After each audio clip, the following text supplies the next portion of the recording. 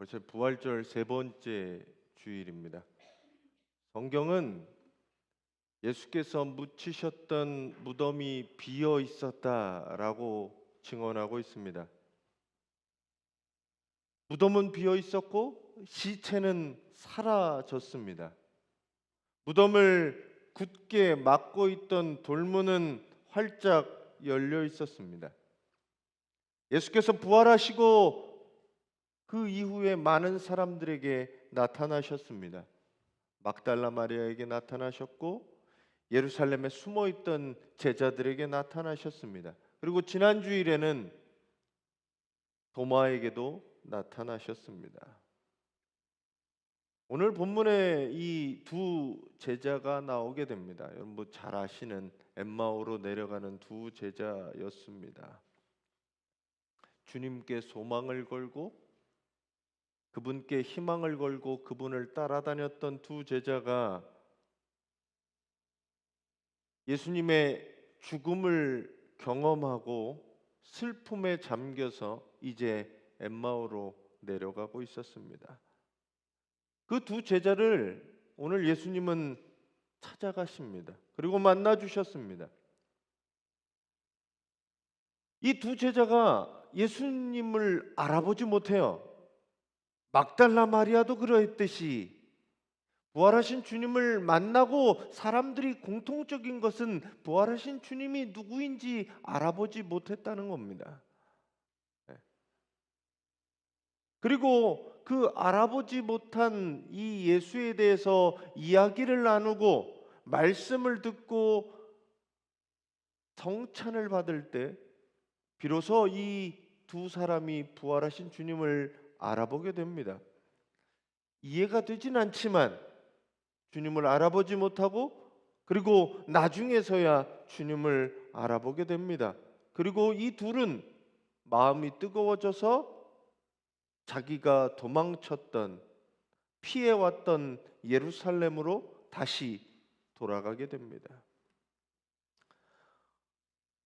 오늘 저는 부활의 주님을 기념하고 기억하고 우리가 찬양하는 이 자리에서 여러분들이 오늘 이 두 제자처럼 주님을 만나고 마음에 뜨거워지는 역사가 여러분 가운데 있기를 간절히 축원합니다.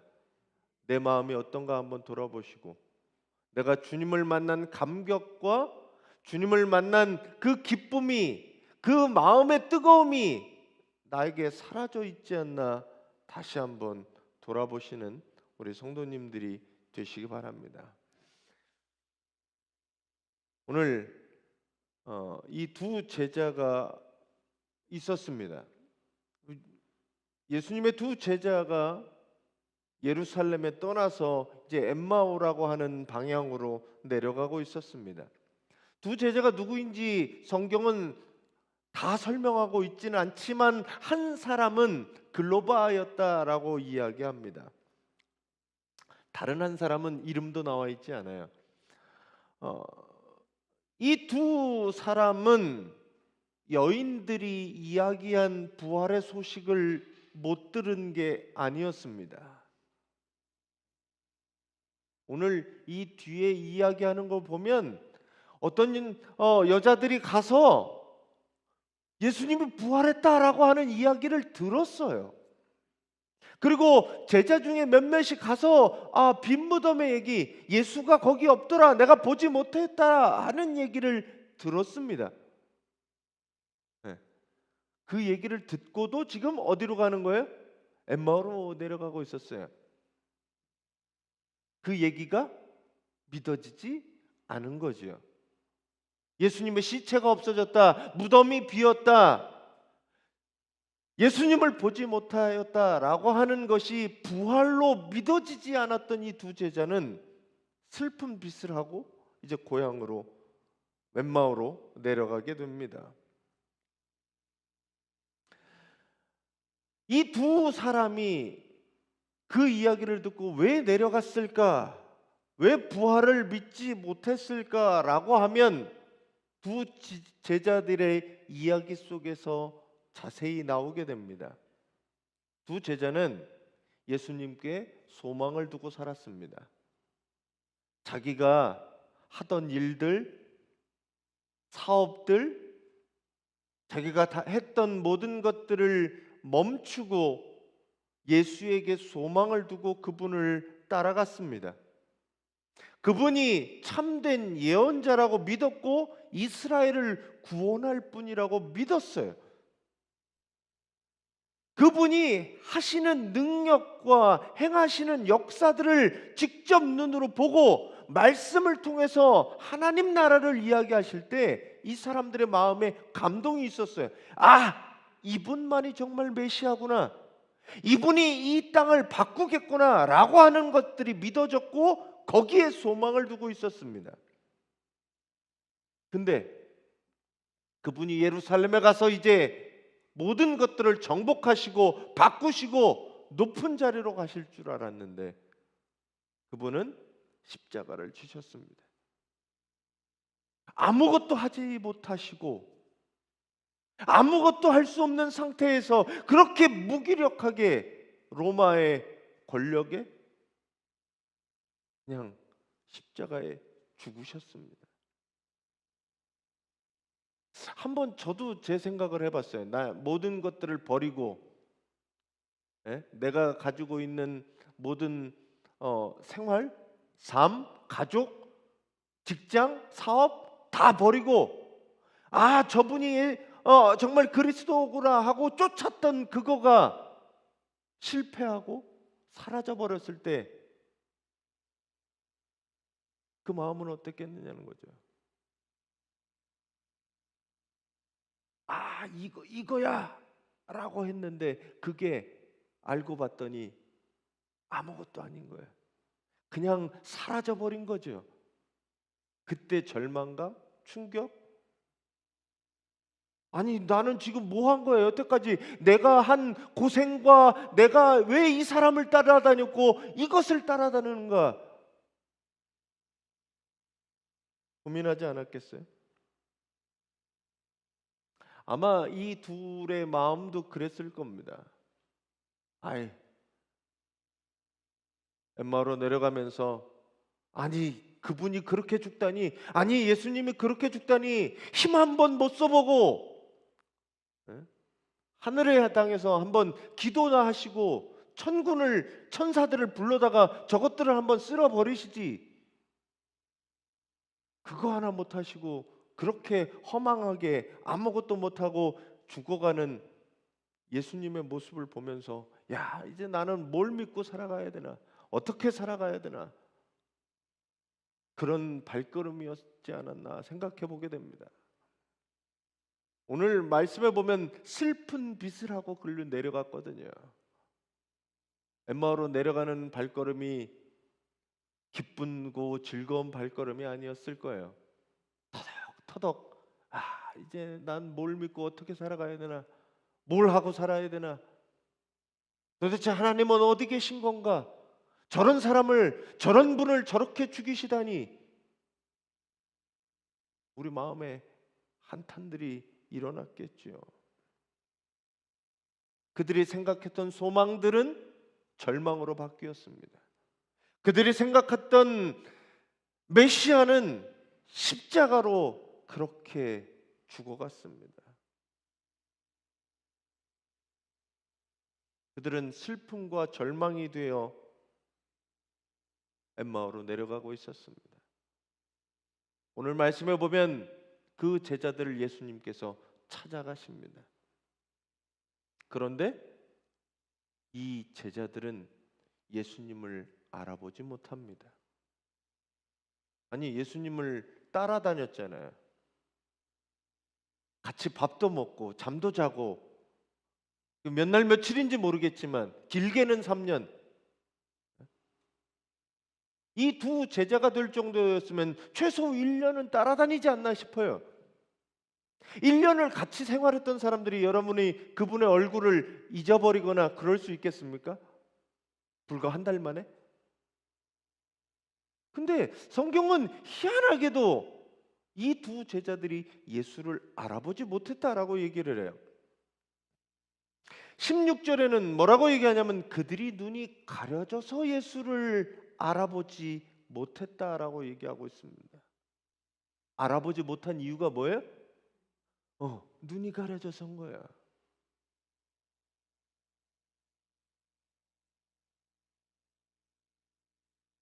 사실 우리도 그럴 때가 있습니다.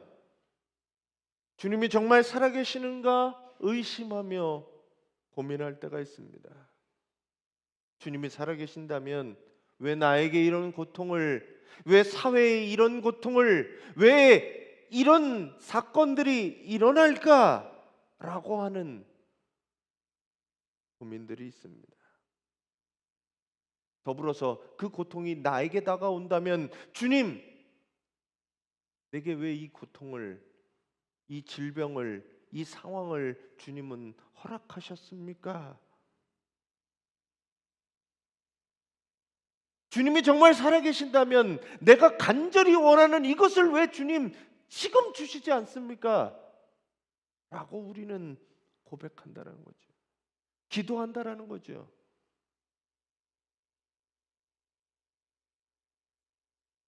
그리고 우리의 실망과 절망은 주님이 안 계시는 거 아니야?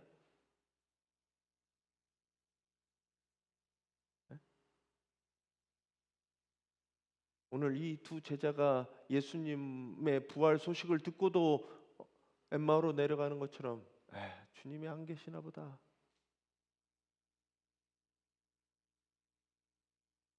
아니면 주님은 아무것도 하실 수 없나 보다.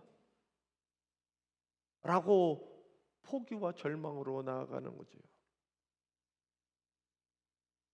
믿음의 사람들도 주님이 살아계시고 우리와 함께 하시는 걸 머리로는 알지만 내 마음속으로, 삶 속으로 확신이 믿어지지 않는다는 거죠. 내가 닥쳐온 상황, 시험, 환난, 어려움, 고난 이것들을 어떻게 이해할지 모르겠는 거예요. 주님은 멀리 있고 내게 닥쳐온 시험과 환난과 고통들은 바로 눈앞에 지금 나를 공격하고 있으니 주님이 안 보이지요.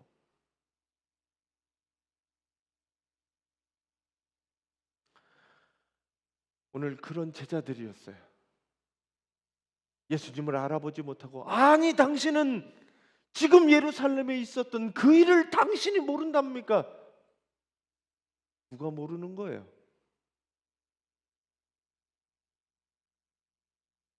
그리고 그들이 설명하잖아요. 정말 모르고 있는 사람, 정말 보지 못하고 있는 사람이 누구이냐는 거죠.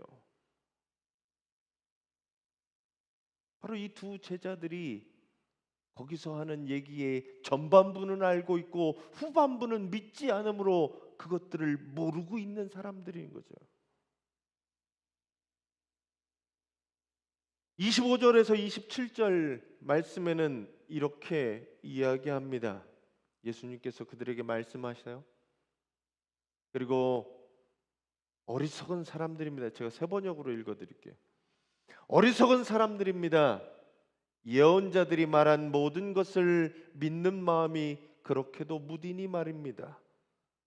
그리스도가 마땅히 이런 고난을 겪고서 자기 영광에 들어가야 하지 않겠습니까?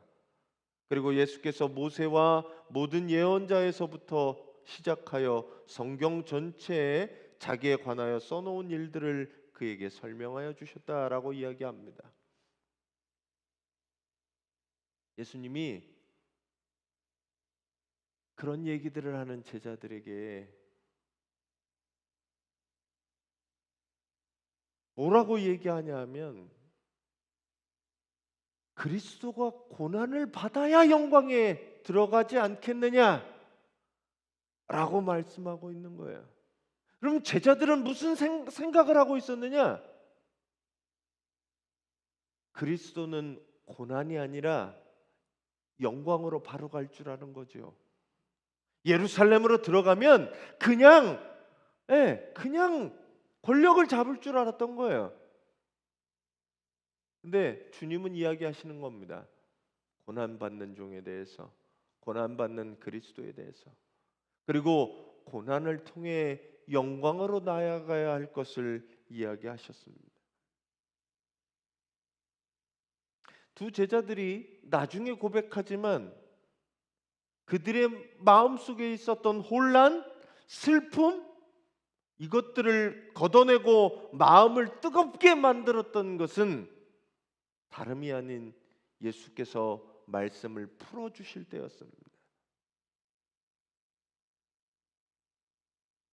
그분께서 말씀을, 성경을 풀어주실 때 우리 마음이 뜨겁지 아니하냐라고 고백해요. 그들이 가려졌던 눈이 밝아진 것이 언제였느냐? 예수 그리스도께서 떡을 향하여 축사하시고 떼어 제자들에게 나누어 주시고 그것을 먹음으로 인해서 그들의 눈이 밝아져서 예수를 보게 됩니다. 그들의 눈은 고통과 슬픔과 지금 절망으로 눈이 가려져서 예수를 바라보지 못했는데 무엇이 눈을 뜨게 했어요? 말씀이, 떡과 포도주를 먹음으로 그들의 삶은 예수님을 바라볼 수 있게 되고 그리고 마음이 뜨거워질 수 있었다라는 이야기입니다.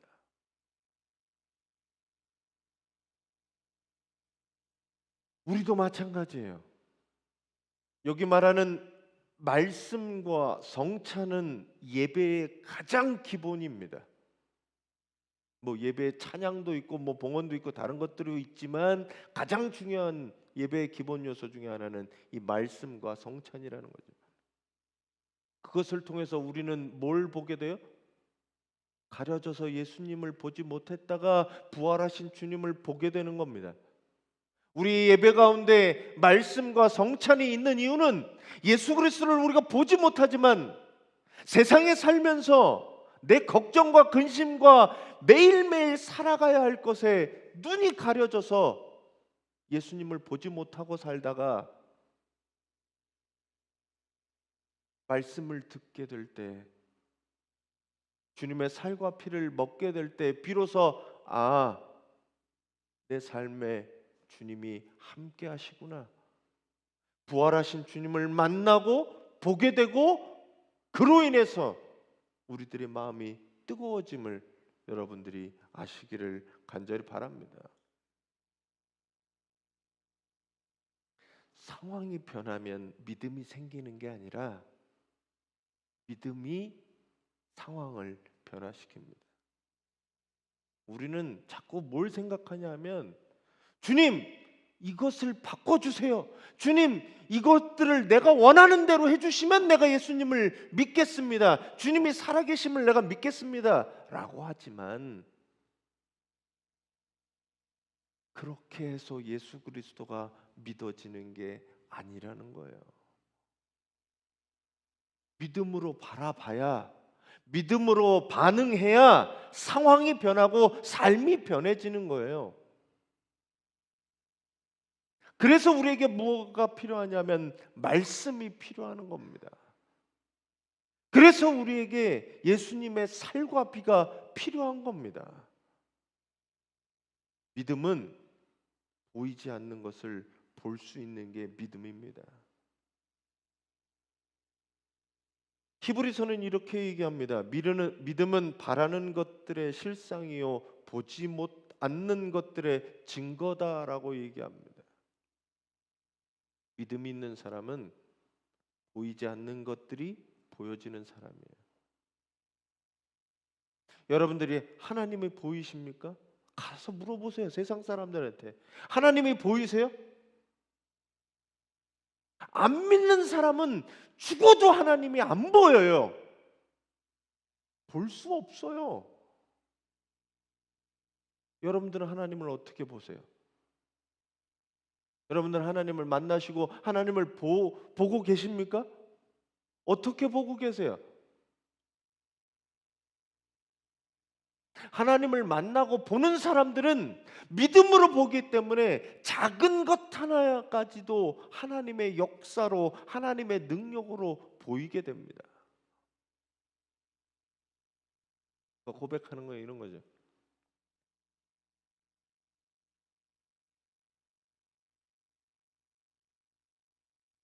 사람이 아무리 정교하게 만들고 해봐야, 예? 사람의 손, 눈, 귀, 이 모든 것들을 어떻게 할 수가 없어요. 만들 수가 없는 거예요.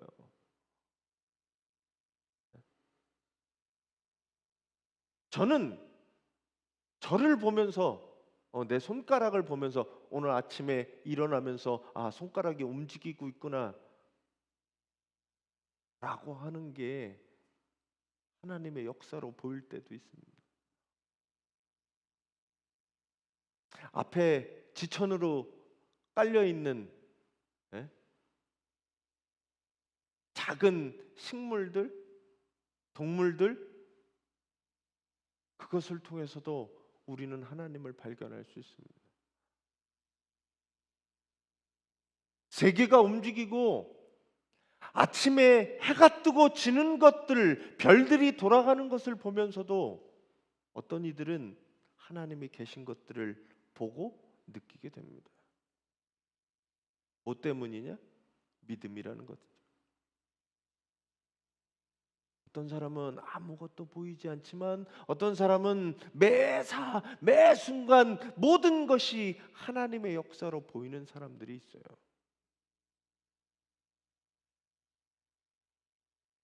저는 여러분들이 그 믿음을 가지시고 세상을 보시기를 간절히 축원합니다.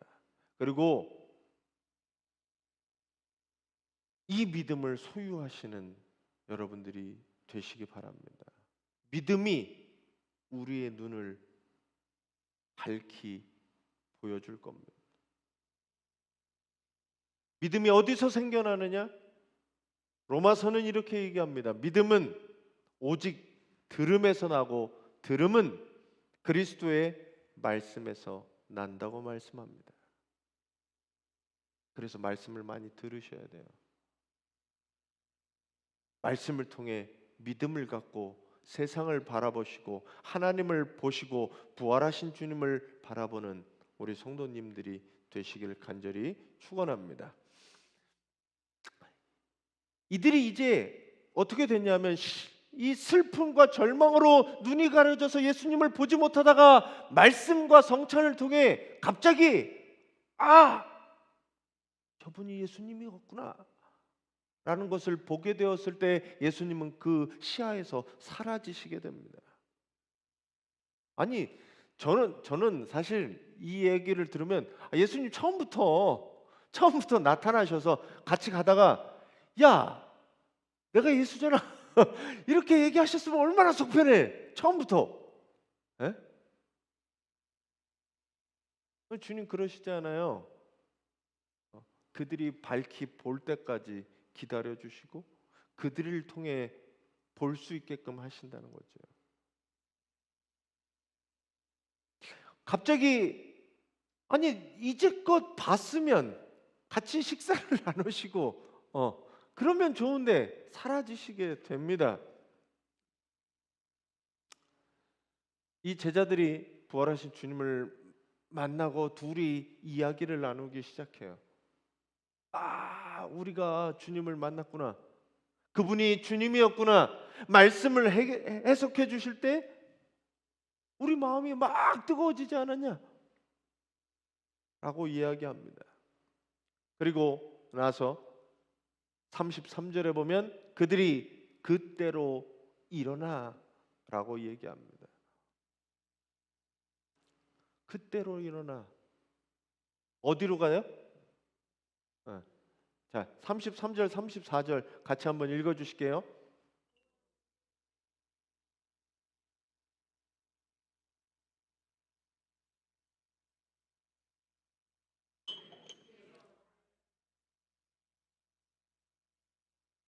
네. 이 사람들이 어땠냐? 실망과 절망을 안고 슬픔을 안고 슬픈 빛을 한 얼굴을 가지고 엠마오로 내려가고 있었어요. 도망갔는지 저 예루살렘은 위험하니까.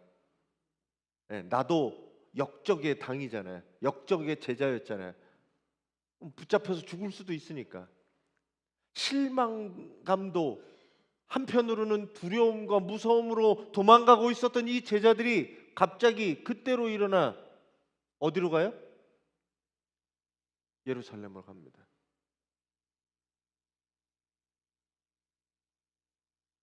예루살렘으로 가요. 거기는 어딘데요? 3일 전에 예수님이 죽었던 그 자리거든요. 나도 죽을 수 있는 그 자리거든요. 근데 거길로 가요. 거기 갔더니 11제자와 및 여러 제자들, 사도들과 다른 제자들이 꽤 있었던 것 같아요. 오늘 글로바라고 하는 제자도 있는 것처럼 여러 제자들이 함께 모여 있었습니다. 근데 나는 예수님을 만나서 지금 이 두 제자가 와서 그 자리에 있는데, 다른 사람이 얘기하기를 주님은 살아계셨다라고 얘기하는 거예요. 시몬에게 보이셨다, 시몬이 봤다라고 얘기를 했겠죠. 네. 그렇게 얘기들을 하고 있는 거예요. 그래서 이 두 사람도 엠마오로 내려가면서 있었던 일들을 그 가운데서 이야기하게 됩니다. 왜 이야기했을까요? 왜 이 이야기들을 했을까요? 나는 겪었잖아요. 나는 슬프게 내려가던, 절망 속에 내려가던 나를 갑자기 주님이 만나주시고 성경을 읽어주시고 고난받는 종에 대해서 얘기해 주시고 떡을 떼어 주실 때, 그분이 주님이셨구나 라고 하는 것들을 기억하게 됐다는 거죠. 예수께서 주실 때 축사하시고 떡을 떼어 제자들에게 나누어 주셨습니다. 이게 언제 했던 거냐면 6월절 했던 거거든요. 그것들을 다시 한번 기억할 때 주님이 맞구나라고 하는 것들이 떠올랐을 거라는 거죠. 이들이 가서 제자들에게 고백한 이유는 너희들 가운데 아직도 불안과 슬픔에 절망에 있는 그들에게 뭘 한 거예요? 내가 봤다라고 얘기하면서 너희들도 나처럼 예수 그리스도를 믿고 부활하신 주님을 만나고 마음이 뜨거워졌으면 좋겠다는 마음으로 거기 가서 얘기한 거예요.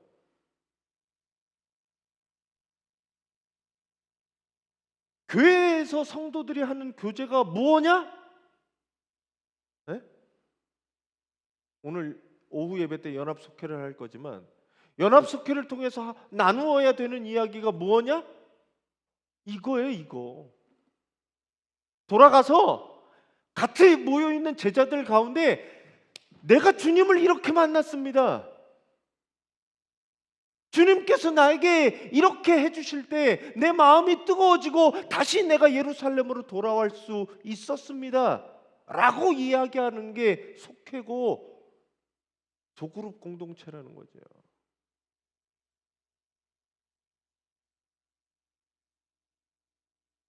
아직 믿음이 흔들리는 사람, 의심하고 있는 사람, 부족한 사람, 아직도 두려움에 떨고 있는 사람에게 부활하신 주님이 우리와 함께 하십니다. 내가 주님을 만났습니다. 나는 주님께서 나를 통해 이렇게 역사하셨습니다. 말하고 고백하고 같이 말씀을 읽고 기도하는 게 바로 우리의 속회라는 거죠. 전 여러분들이 부활하신 주님을 만나서 그 뜨거워진 마음을 가지고 예수 그리스도를 증거하시고 아직 믿음이 없는 사람들, 믿음이 약한 사람들, 그리고 특별히 두려움과 공포 속에, 어려움 속에 있는 그들을 통해 예수 그리스도를 증거하시고 나를 통해 역사하신 예수님의 일들을 간증하시고 서로 믿음으로 세상을 바라볼 수 있도록 다시 한번 서로의 믿음들을 점검하고 일으켜준 우리 성도님들이 되시기를 간절히 바랍니다. 오늘 엠마오로 가는 두 제자들은 처음에는 눈이 가려져 있었어요. 슬픔에, 절망에, 두려움에, 공포에 눈이 가려져서 부활하신 주님을 자기를 찾아왔지만 그분을 알아보지 못하였습니다. 여러분이 처한 환경에서, 상황에서 살아계신 하나님에 대한 믿음이 연약해지고 슬픔과 절망으로 눈이 가려져 부활하신 주님을 볼 수 없을 것 같을 때 엠마오로 찾아가신, 그리고 말씀을 전해주신 그 주님의 말씀이 여러분 가운데 들려주시기를 간절히 축원합니다. 여러분들이 말씀을 읽을 때 성령의 도우심으로 그것들을 해석하여 주시고 내 마음속에 주님께서 부활하셨구나 고백할 수 있는 여러분들이 되시기 바랍니다. 또한 예배를 통해, 성찬을 통해 눈이 열려서 부활하신 주님을 바라볼 수 있기를 간절히 축원합니다. 그 부활하신 주님을 만나고 여러분들의 마음이 이 뜨거워지는 역사가 있기를 간절히 바랍니다. 우리가 예수를 믿을 때 그냥 미지근하게 차갑게 대충 믿는 것이 아니라 마음이 뜨거워져서 변화가 되는 역사가 여러분 가운데 있기를 간절히 축원합니다. 감리교 존 웨슬레는 선교사였었어요. 미국에 선교 갔다 올 때까지, 실패할 때까지 그 마음에 이 뜨거운 체험이 없었습니다. 그가 한 교회에 가서 로마서 주석 서문을 읽을 때 갑자기 마음이 뜨거워져서 사람이 변화되게 됩니다. 내가 부활하신 주님을 만나서 변화되었죠. 다메섹으로 도상으로 가던 사울에게 주님이 나타나셔서 그의 삶이 변화된 것처럼 오늘 엠마오로 내려가던 두 제자들이 예수님을 만나고 다시 예루살렘으로 돌아간 것처럼 여러분들의 삶이 부활하신 주님을 만나고 다시 한번 주님의 원하시는 뜻 가운데로 달려가는 우리 성도님들이 되시길 간절히 바랍니다. 그래서 내가 뜨거워져야, 내가 변화돼야 좀 더 믿음이 약한 성도들, 아직 믿지 못하는 사람들에게 예수 그리스도를 증거하고 그들의 믿음까지도 세워가는 믿음의 성도들이 되시기를 간절히 축원합니다.